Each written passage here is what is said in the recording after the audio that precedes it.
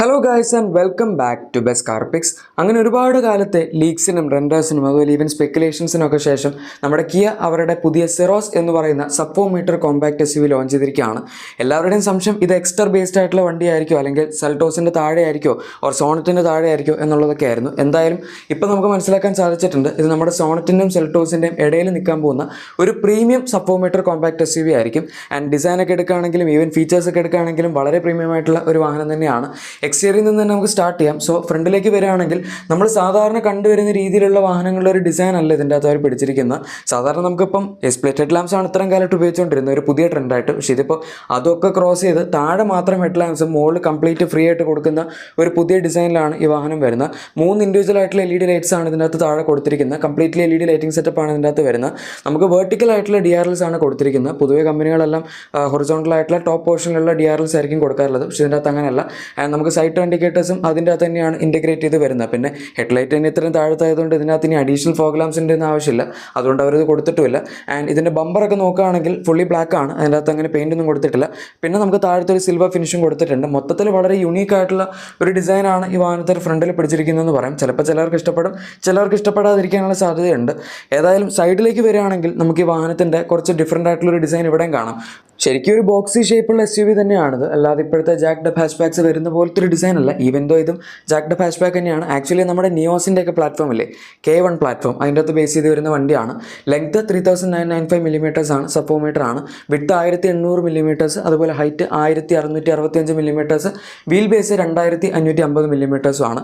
Sonet വെച്ച് compare ചെയ്യുകയാണെങ്കിൽ length almost same ആണെങ്കിലും വിഡ്ത്ത് 10 mm കൂടുതലാണ്, അതുപോലെ ഹൈറ്റ് ഇതിന് 55 mm കൂടുതലാണ്. ഈവൻ വീൽ ബേസ് ആണെങ്കിൽ പോലും 50 mm കൂടുതലാണ്. സോ ഡയമെൻഷനലി ലെങ്ത് ഒഴികെ ബാക്കിയുള്ള സാധനങ്ങളും സോണറ്റിനേക്കാൾ വലുപ്പം ഈ വാഹനത്തിനുണ്ട്. പിന്നെ ഇതിൻ്റെ ബി പില്ലറിൻ്റെ ഡിസൈൻ നോക്കുകയാണെങ്കിൽ നമുക്കറിയാം ഏകദേശം ഒരു പഴയ SUV പോലെ സിമുലേറ്റ് ചെയ്യുന്ന രീതിയിലാണ് അവരത് കളർഡ് ബി പില്ലറായിട്ട് കൊടുത്തിരിക്കുന്നത്, ബ്ലാക്ക് കൊടുക്കാണ്ട്. പക്ഷേ അതേസമയം C പില്ലറും അതുപോലെ A പില്ലറും എല്ലാം ബ്ലാക്ക് ഡോട്ട് ഫിനിഷിൽ കൊടുത്തിട്ടുണ്ട്. ആൻഡ് നമുക്ക് താഴത്തെ ഡോറിൻ്റെ ആ ഒരു പൊസിഷനിലും ഒരു സിൽവർ സ്കിറ്റ് പ്ലേറ്റ് പോലത്തെ തീം അവൈലബിൾ ആണ്. ഏറ്റവും നോട്ടീസ് ചെയ്യാൻ പറ്റുന്ന ഈ വാഹനത്തിൻ്റെ വലിയ അലോയ് വീൽസ് ആണ്. ഈ സെഗ്മെൻറ്റിൽ 17 ഇഞ്ച് അലോയ് വീൽസ് കൊടുക്കുന്ന കമ്പനികൾ വളരെ കുറവാണ്. പക്ഷേ എന്തായാലും കിയയും ഇപ്പോൾ അത് കൊടുത്തിട്ടുണ്ട്. നമുക്ക് ആകെപ്പാടെ ഇപ്പം XUV3 XOയിലും അതുപോലെ സ്കോഡയുടെ കൈലാക്കിലും മാത്രമാണ് 17 ഇഞ്ച് അലോയ്സ് വരുന്നത്. പക്ഷേ എന്തായാലും ഇതിൻ്റെ അകത്തും ഉണ്ടത്. ഇനി റിയർ ഡിസൈൻ എടുക്കുകയാണെങ്കിൽ ഇവിടെ നമുക്ക് വളരെ യൂണീക്ക് ആയിട്ടുള്ളൊരു ഡിസൈൻ കാണാം. പണ്ടൊക്കെ സ്ഥിരമായിട്ട് വിൻഷീൽഡിൻ്റെ അപ്പുറത്ത്, അതായത് മുകളിലത്തെ പോർഷനിലായിട്ട് ലൈറ്റ്സ് കമ്പനികൾ കൊടുക്കാറുണ്ടായിരുന്നു. നമ്മൾ വിസ്തയിലും അതുപോലെ പുണ്ടോയിലും ഒക്കെ കണ്ടിട്ടുള്ളതാണ്. പക്ഷേ ഈ വണ്ടി വളരെ സ്ലീക്കായിട്ടുള്ള ലൈറ്റ്സ് ആണ് കൊടുത്തിരിക്കുന്നത്. അത്ര ഭയങ്കര വലുപ്പമുള്ള ലൈറ്റ്സ് ഒന്നും അല്ല. വിൻഷീൽഡ് ഏരിയ ആണ് കൂടുതലും, പക്ഷേ അതിൻ്റെ അകത്ത് അവർ ഒരു ബ്ലാക്ക് പോർഷൻ വെച്ചാണ് കൂടുതൽ കവർ ചെയ്തിരിക്കുന്നത്. എന്തായാലും L ഷേപ്പ് ടെയിൽ ലാംപ്സ് ആണ് ഈ വാഹനത്തിന് ടോപ്പ് പോർഷനിലായിട്ട് വരുന്നത്. നമ്മൾ നോർമൽ ലൈറ്റ് ഓൺ ആക്കുകയാണെങ്കിൽ ഇതായിരിക്കും കത്തുന്നത്. പക്ഷേ താഴേക്ക് വരുമ്പോഴേക്കും നമുക്ക് ഇതിൻ്റെ reverse light, side indicators, reflectors തുടങ്ങിയ സാധനങ്ങളൊക്കെ അവിടെയും അവൈലബിൾ ആണ്. ബ്രേക്ക് ലൈറ്റും താഴത്തും അതുപോലെ നമ്മുടെ ഹൈ മൗണ്ടഡ് സ്റ്റോപ്പ് ലാമ്പ് ഒക്കെ ആയിട്ടാണ് കൊടുത്തിരിക്കുന്നത്. അതുകൊണ്ട് തന്നെ ഒരുപാട് സ്പേസ് ഇതിൻ്റെ ലൈറ്റ്സിനായിട്ട് യൂസ് ചെയ്യുന്നുണ്ടെന്ന് പറയാൻ പറ്റില്ല നമ്മുടെ ഒരു നടുവിലത്തെ പോർഷനിൽ. പിന്നെ കിയയുടെ ലോഗോ, സെറോസിൻ്റെ ലോഗോ, പിന്നെ ഏത് എഞ്ചിനാണെന്നുള്ളതിൻ്റെ ബാഡ്ജിങ് ഒക്കെ സൈഡിൽ വരും. അതായത് TGD ആണെങ്കിൽ അതിൻ്റെ ബാഡ്ജിങ് വരും, 7 സ്പീഡ് DCT ആണെങ്കിൽ അതിൻ്റെ ബാഡ്ജിങ് വരും, അങ്ങനെയൊക്കെ ആയിട്ട്. പിന്നെ നമുക്ക് ഈ വാഹനത്തിൽ റൂഫ് റെയിൽസും അതുപോലെ ഷാർക്ക് ഫിൻ ആൻറ്റിനൊക്കെ അവൈലബിൾ ആണ്. ആൻഡ് ബാക്കിലും നമുക്ക് താഴത്തെ ബമ്പറിൻ്റെ ആയിട്ട് ഒരു സിൽവർ സ്കിറ്റ് പ്ലേറ്റ്സ് പോലത്തെ തീം കൊടുത്തിട്ടുണ്ട്. അതുകൊണ്ട് എന്തായാലും എക്സ്റ്റീരിയർ ഡിസൈൻ മൊത്തത്തിൽ വളരെ യൂണീക്ക് ആയിട്ടുള്ളൊരു ഡിസൈനായിട്ട് പലർക്കും തോന്നിയേക്കാം. ഇനി ഇൻറ്റീരിയറിലേക്ക് പോകുന്നതിന് മുമ്പ് നമുക്ക് എല്ലാവർക്കും ഡെയിലി ഉപയോഗിക്കാൻ പറ്റുന്ന വണ്ടികളുടെ ഡീറ്റെയിൽസ് ഒക്കെ ഈസി ആയിട്ട് അറിയുന്ന ഒരു ആപ്പും കൂടെ പരിചയപ്പെടുത്തി തരാം. നമ്മളെല്ലാവരും വണ്ടികളുടെ ഡീറ്റെയിൽസ് ഒന്നെങ്കിൽ ഓൺലൈനിൽ നോക്കുന്നവരാണ്, അല്ലെങ്കിൽ പല ആപ്പുകളിലായിട്ട് നോക്കുന്നവരാണ്. പക്ഷേ എന്നാൽ എല്ലാ കാര്യങ്ങളും കൂടെ ഒരൊറ്റ ആപ്പിൽ ചെയ്യാൻ പറ്റുമെങ്കിൽ സംഭവം എങ്ങനെ ഉണ്ടാവും? അതുതന്നെയാണ് ആക്കോ എന്ന് പറഞ്ഞ ആപ്പ് ചെയ്യുന്നത്. നമുക്കിതിൻ്റെ അകത്ത് വണ്ടിയുടെ ട്രാഫിക് ചെല്ലാൻ, അതായത് നമുക്ക് എന്തെങ്കിലും ചെല്ലാനൊക്കെ വന്ന് കിടക്കുന്നുണ്ടെങ്കിൽ അത് നോക്കാൻ പറ്റും. അതുപോലെ തന്നെ പൊല്യൂഷൻ്റെ വാലിഡിറ്റി എത്രയാണ് എന്ന് ചെക്ക് ചെയ്യണമെങ്കിൽ, നിങ്ങളുടെ വണ്ടി തന്നെയാണെന്നില്ല, ഏത് വണ്ടിയാണെങ്കിലും നമുക്ക് ഇതിൻ്റെ അകത്ത് ജസ്റ്റ് നമ്പർ അടിച്ച് കഴിഞ്ഞാൽ അത് ചെക്ക് ചെയ്യാൻ പറ്റും. പിന്നെ നിങ്ങളുടെ വണ്ടിയുടെ റീസെയിൽ വാല്യൂ ചെക്ക് ചെയ്യണമെന്നുണ്ടെങ്കിൽ, ഇപ്പോൾ നമുക്കൊരു എസ്റ്റിമേറ്റഡ് എമൗണ്ട് ഏകദേശം കിട്ടണമെന്നുണ്ടെങ്കിൽ നിങ്ങൾ വാല്യൂറ്റ് ചെയ്യാതെ തന്നെ നമുക്ക് അവർ എമൗണ്ട് കിട്ടും. അത് അതിൻ്റെ വാല്യൂഷന് കൊടുക്കണമെങ്കിൽ ഇതിൻ്റെ അകത്ത് തന്നെ കൊടുക്കാനുള്ള ഓപ്ഷൻ ഉണ്ട്. ഇനി ഇതൊന്നും അല്ലാതെ നിങ്ങൾക്കൊരു വണ്ടിയുടെ കംപ്ലീറ്റ് ഇൻഫർമേഷനും ജസ്റ്റ് രജിസ്ട്രേഷൻ നമ്പർ അടിച്ച് ചെക്ക് ചെയ്യാൻ പറ്റും. ഇതൊക്കെ നിങ്ങൾക്കും ചെയ്യണമെങ്കിൽ വളരെ എളുപ്പമാണ്. ഡിസ്ക്രിപ്ഷൻ അല്ലെങ്കിൽ പിൻഡ് കമൻറ്റിൽ ഒരു ലിങ്ക് ഉണ്ടാവും, അതിൽ ക്ലിക്ക് ചെയ്യുക, നേരെ പ്ലേ സ്റ്റോറിൽ പോകുക, ആപ്പ് ഡൗൺലോഡ് ചെയ്യുക, യൂസ് ചെയ്യുക, ഇത്രേ ഉള്ളൂ. ഇനി ഈ വാഹനത്തിൻ്റെ ഇൻറ്റീരിയർ ഡിസൈൻ നോക്കുകയാണെങ്കിൽ ശരിക്കും ഇതിൻ്റെ തൊട്ട് മുകളിൽ നിൽക്കുന്ന സെഗ്മെൻറ്റിലുള്ള വാഹനങ്ങളുടെയൊക്കെ ഇൻറ്റീരിയർ ക്വാളിറ്റി തന്നെയാണ് ഈ ഒരു വാഹനം മെയിൻറ്റെയിൻ ചെയ്യുന്നത്. എനിക്ക് തോന്നുന്നില്ല ഈ സെഗ്മെൻറ്റിലായാലും ഇത്രയും പ്രീമിയം ഇൻറ്റീരിയർ ഡിസൈൻ കൊടുക്കുന്നുണ്ടെന്ന്. നമുക്കിതിൻ്റെ അകത്ത് ഒരുപാട് കളേഴ്സ് അവൈലബിൾ ആണ്. അതായത് ബ്ലൂ ഉണ്ട്, ബ്ലാക്ക് ഉണ്ട്, സിൽവർ അവിടെ ഇവിടെയൊക്കെ ആയിട്ട് ഉപയോഗിച്ചിട്ടുണ്ട്. അങ്ങനെ യൂണീക്ക് ആയിട്ടുള്ള ഒരു തീം തന്നെയാണ് ഇൻറ്റീരിയറിൽ പിടിച്ചിരിക്കുന്നത്. പിന്നെ നല്ല ഹൈ ക്വാളിറ്റി മെറ്റീരിയൽസ് ആണ് വരുന്നത്. സോഫ്റ്റ് ടച്ച് മെറ്റീരിയൽസ് ഒക്കെ ഡോർ പാഡ്സിൽ അവിടെ ഇവിടെയൊക്കെ ആയിട്ട് അവർ കൊടുത്തിട്ടുണ്ട്.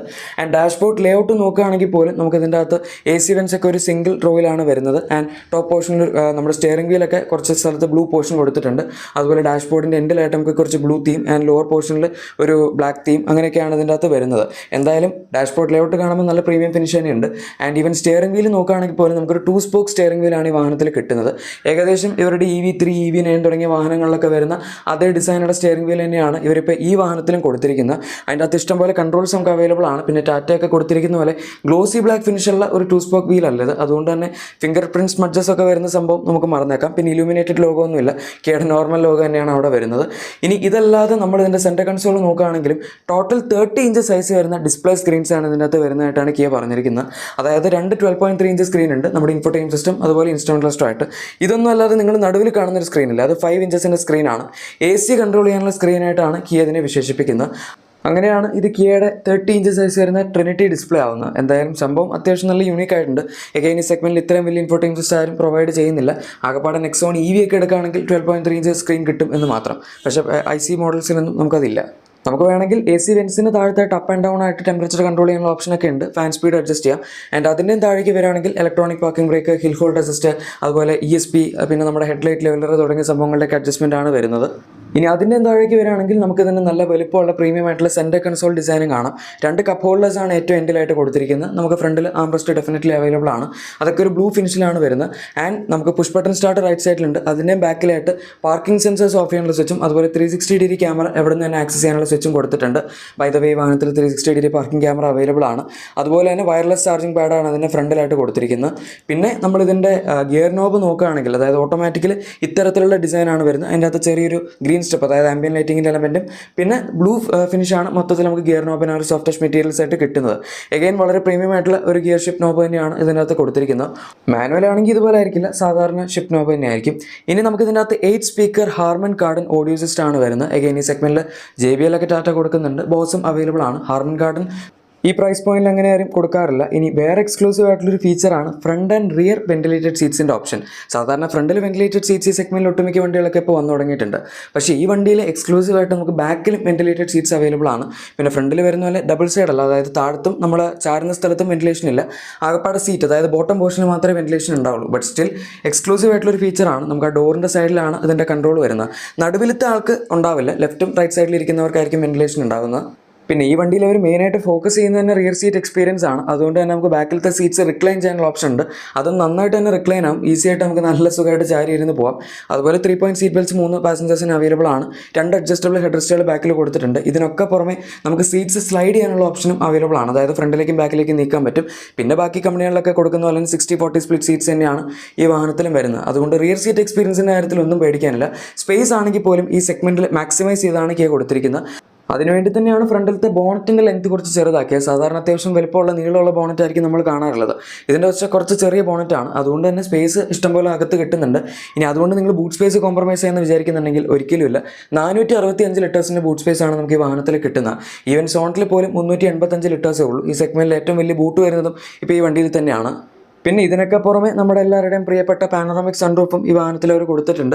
ഇപ്പോൾ നെക്സോണിലും 3XLിലും നമുക്ക് പാനോറാമിക് സൺറൂഫ് അവൈലബിൾ ആണ് ഈ സെഗ്മെന്റിൽ. സ്റ്റിൽ ഇത്രയും വലിപ്പമുള്ള സൺറൂഫ് ഈ സെഗ്മെന്റിൽ ആദ്യമായിട്ടാണ് എന്നാണ് കിയ അവകാശപ്പെടുന്നത്. കുഴപ്പമൊന്നുമില്ല, കാരണം പാനോറാമിക് സൺറൂഫ് ഈ സെഗ്മെന്റിൽ ഇത്രയും കാലം റെയർ ആയിരുന്നു. പക്ഷേ ഇപ്പോൾ എന്തായാലും അവർക്ക് കൊടുക്കുന്നുണ്ട്. പിന്നെ നമുക്ക് ഇതിൻ്റെ അകത്ത് ക്യാബിൻ ലാമ്പ് ഫ്രണ്ടിൽ, അതുപോലെ ബാക്കിലേക്ക് വരികയാണെങ്കിൽ സൈഡിൽ നമ്മുടെ ഗ്രാബ് റെയിൽസിൻ്റെ അവിടെ, അതുപോലെ ഓട്ടോ ഡിമിങ് എയർ ബീംസ് ഒക്കെ അവൈലബിൾ ആണ്. ഇനി ഇതാണ് ഈ വാഹനത്തിൻ്റെ ഫ്രണ്ടിലത്തെ സീറ്റ്സ് വരുന്നത്. ഇതിൻ്റെ കളർ തീമൊക്കെ നിങ്ങൾ എടുക്കുന്ന വേരിയൻ്റ് അനുസരിച്ച് ഡിഫർ ചെയ്യും. ഇപ്പോൾ ചില വേരിയൻസിൽ നമ്മൾ ബ്ലൂ കളർ കണ്ടു, ചിലതിൽ വൈറ്റ് കണ്ടു. വൈറ്റ് മീൻസ് ഒരു ഐവറി അല്ലെങ്കിൽ ഒരു ബേജ് പോലത്തെ ഫിനിഷ് എന്ന് വേണമെങ്കിൽ പറയാം. അതൊക്കെ അനുസരിച്ചായിരിക്കും നമ്മുടെ ഇതിൻ്റെ കളർ തീം അവർ ഉപയോഗിക്കാൻ പോകുന്നത്. എന്തായാലും സീറ്റ്സ് ഒക്കെ കണ്ടിട്ട് അത്യാവശ്യം നല്ല കംഫർട്ടബിൾ ആയിട്ട് തന്നെയാണ് തോന്നുന്നത്. അക്കാര്യത്തിലൊന്നും കുഴപ്പമില്ല. കാരണം ബേസിക്കലി അവർ ഈ വണ്ടിയിൽ തന്നെ കംഫർട്ടാണ് ഉദ്ദേശിക്കുന്നത്. അപ്പോൾ പിന്നെ ഫ്രണ്ടിലത്തെ സീറ്റ്സിലേക്കും കംഫർട്ടില്ലെങ്കിൽ പോയില്ലേ. ഇനി ഇതൊന്നും അല്ലാണ്ട് നമുക്ക് ഈ വാഹനത്തിൽ ത്രൂ ഔട്ട് ഒരു ആംബിയൻ ലൈറ്റിങ്ങിൻ്റെ സെറ്റപ്പും അവൈലബിൾ ആണ്. അത് നമുക്ക് അവിടെ ഡാഷ്ബോർഡിലും അതുപോലെ ഡോർ പാഡ്സിലൊക്കെ ആയിട്ട് കാണാൻ പറ്റും. ഈ വാഹനത്തിൽ Kia over the year updates കൊടുക്കുന്നുണ്ട്. അത് ഓട്ടോമാറ്റിക് ആയിട്ട് തന്നെ നടന്നോളും. സാധാരണ ചില സമയത്തൊക്കെ നമ്മൾ ഡീലർഷിപ്പിൽ പോയിട്ട് OT അപ്ഡേറ്റ് ചെയ്യേണ്ട അവസ്ഥയൊക്കെ കണ്ടുവരാറുണ്ട്. പക്ഷേ ഇതിനകത്ത് അങ്ങനെയൊന്നുമില്ല. ജസ്റ്റ് വരുന്നു, അത് തന്നെ അപ്ഡേറ്റ് ചെയ്യും, നമ്മൾ ജസ്റ്റ് ഉപയോഗിച്ചാൽ മാത്രം മതി. ഇനി സേഫ്റ്റിയുടെ കേസ് എടുക്കുകയാണെങ്കിൽ പോലും അവരൊട്ടും തന്നെ കോംപ്രമൈസ് ചെയ്തിട്ടില്ല. 6 air bags, ESP, hill hold assist, traction control തുടങ്ങിയ സംഭവങ്ങളെല്ലാം സ്റ്റാൻഡേർഡ് ആണ്. പിന്നെ ഡെഫിനറ്റ്ലി വെഹിക്കിൾ സ്റ്റെബിലിറ്റി മാനേജ്മെൻറ്റ്, അതുപോലെ ABS CBD എല്ലാം അവൈലബിൾ ആണ്. ഇനി നമ്മൾ പ്രതീക്ഷിക്കാത്തൊരു സംഭവം, ഈ സെഗ്മെന്റിൽ level 2 advanced resistance system Kia ഈ വാഹനത്തിൽ കൊടുത്തിട്ടുണ്ട്.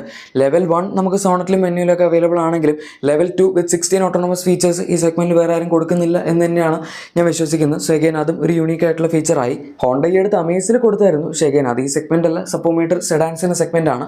ഇതിനകത്ത് വരുന്ന എഞ്ചിൻ ഓപ്ഷൻസ് ഒക്കെ ഓൾമോസ്റ്റ് സോണറ്റുമായിട്ട് സിമിലർ ആണ്. നമുക്കൊരു 1 ലിറ്റർ TGDI എഞ്ചിൻ അവൈലബിൾ ആണ്.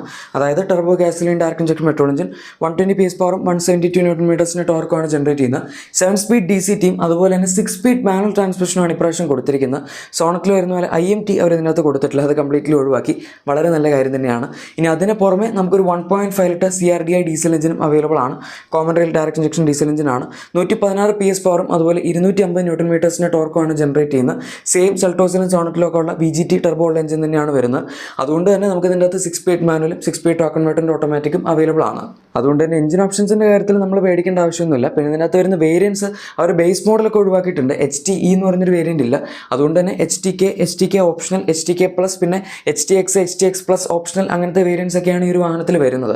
ഓരോന്നിൻ്റെയും ഫീച്ചേഴ്സിൻ്റെ ഡിസ്ട്രിബ്യൂഷനിൽ അത്യാവശ്യം വ്യത്യാസമുണ്ട്. പക്ഷേ ബേസ് മോഡലിൽ തന്നെ ആവശ്യമുള്ള ഫീച്ചേഴ്സ് എല്ലാം നമുക്ക് അവൈലബിൾ ആണ്. ഒരുപാട് കോസ്റ്റ് കട്ടിങ് വന്നിട്ടില്ല. അത് ആ 1.2 സോണറ്റിൽ വരുന്ന എഞ്ചിൻ ഒഴിവാക്കിയതുകൊണ്ടാണ്. ഇത് നമ്മൾ സോണറ്റിൻ്റെ റെസ്പെക്റ്റീവ് ടെർബോ പെട്രോൾ വേരിയൻ്റ് വെച്ച് കമ്പയർ ചെയ്യുകയാണെങ്കിൽ ഓൾമോസ്റ്റ് 1 ലാഖിൻ്റെ അടുത്തെങ്കിലും കൂടുതൽ എക്സ്പെൻസീവ് ആയിരിക്കാനുള്ള സാധ്യതയുണ്ട്. കാരണം അതിന് മാത്രം ഫീച്ചേഴ്സ് ഈ ഒരു വാഹനത്തിൽ അവൈലബിൾ ആണ്. എന്തായാലും മറ്റ് കോമ്പാക്ട് SUVs പോലെ 8 ലാക്സിന് അടുത്തുള്ളൊരു സ്റ്റാർട്ടിംഗ് പ്രൈസ് നിങ്ങൾ ഈ വാഹനത്തിന് എക്സ്പെക്ട് ചെയ്യരുത്. എന്തായാലും ഒരു 9 to 10 ലാക്സ് ആയിരിക്കും മിനിമം ഈ വാഹനത്തിന് സ്റ്റാർട്ടിംഗ് പ്രൈസ് വരാൻ പോകുന്നത്. പക്ഷേ എന്നാലും ഈ ഒരു പ്രീമിയം ഡിസൈനും ഫീച്ചേഴ്സൊക്കെ കൊടുക്കുന്നുണ്ട്, ഹിറ്റാവും എന്ന് തന്നെയാണ് എനിക്ക് വിശ്വസിക്കുന്നത്. ഏതായാലും ഗൈസ്, ഈ വീഡിയോ എല്ലാവർക്കും ഇഷ്ടപ്പെട്ടെങ്കിൽ ഉറപ്പായിട്ടും ലൈക്കും സബ്സ്ക്രൈബും ഷെയറൊക്കെ ചെയ്തേക്കാം. നമുക്ക് മറ്റൊരു വീഡിയോയിൽ കാണാം. Thank you for watching my video and good bye.